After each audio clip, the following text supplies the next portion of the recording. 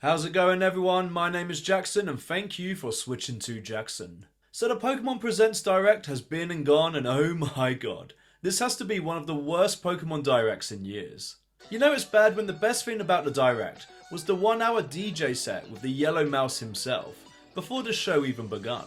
I'm genuinely not even joking here, guys. And talking of the DJ set, do you remember when the internet was going crazy last week about the possibility of a Pokemon DJ or music game based on that image of Pikachu with Dex? Well, you can kiss that hope goodbye, I'm afraid, at least for now, as that wasn't even mentioned in the Direct.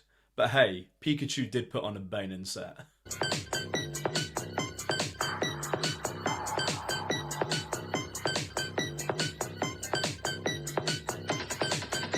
But before we react further to the Pokemon Presents Direct, make sure you engage with this video, give it a like, and subscribe to the channel if you haven't already. We're on the road to 1k subs, and I can only get there with your help. Now let's jump straight back into this video.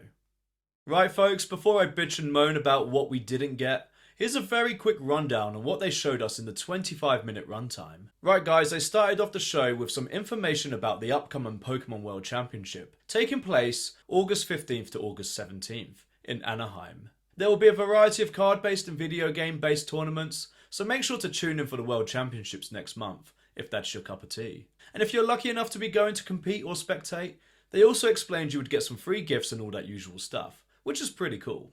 They then swiftly moved on to Pokemon Concierge, the Netflix-based stop-motion animated show, and showed us some more footage of this. New episodes are due for release on the 4th of September, so stay tuned if that interests you. We were then introduced to some old guy from Bristol in the UK who was talking about animation, but at this point I was too busy reading the live chat and seeing how pissed people were already getting at this Direct. This was then followed with an announcement about Poke Park Kanto, a real-life theme park style area due to open in Tokyo 2026. We then got some brief updates about Pokemon Cafe Remix and Pokemon Sleep, followed by a minor update to Pokemon Unite, where they're letting us play as Latios and Latios.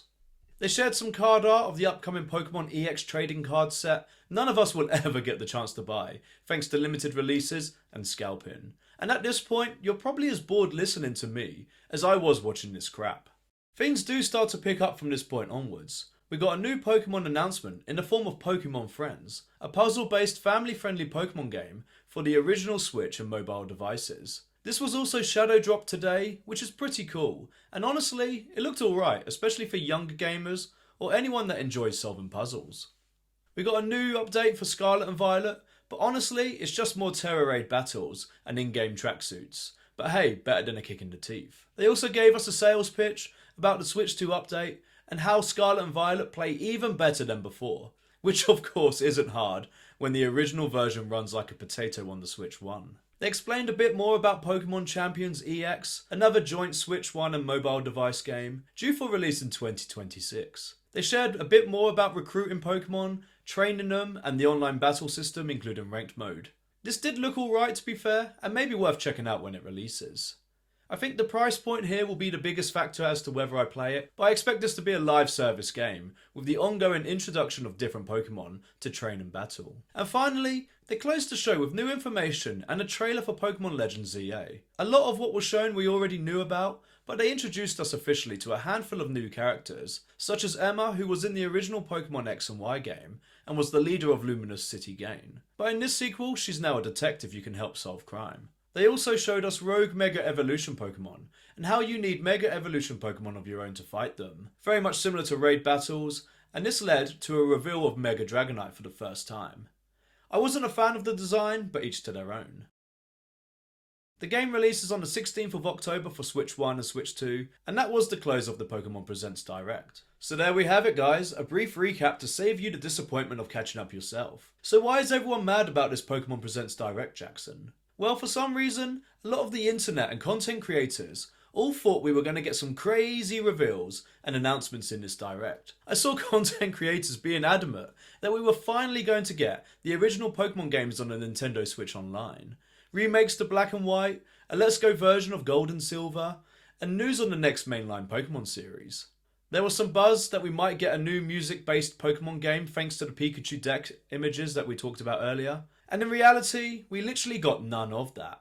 Instead, we got a load of slop that no one really wants. It's almost like the Pokemon Company and Nintendo are afraid to make money and give the fans what they really want. Like, no offense intended if you're excited for the Pokemon Sleep update or one of the new mobile games, but where's the AAA releases and premium content? It's just a shame as Pokemon is one of the biggest franchises in the world, and the fans get fed the same low budget, low effort content every year, as they know it will sell millions regardless. For me personally, my expectations were set low, as I go by the following motto for almost everything in my life now: expect the worst and hope for the best. But it at least keeps my expectations in check. Maybe next time though, we'll get an announcement we can all universally praise and be hyped about. But until that happens, I guess I'll go and check out Pokemon Friends.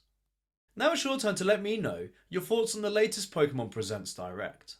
Were you disappointed like the majority of us? Or were there bits in there that you liked the look of? Either way, let me know in the comments below and let's talk some Pokemon. And if you're new here, my name is Jackson, and thank you for switching to Jackson, where I cover all things Nintendo and Switch 2. I've got big plans for this channel, and I'd love to build a Nintendo community where we can hang out, talk games and play games together. If that sounds like your vibe, make sure you subscribe if you haven't already, and come and say hi. Thanks for watching, and I'll see you next time.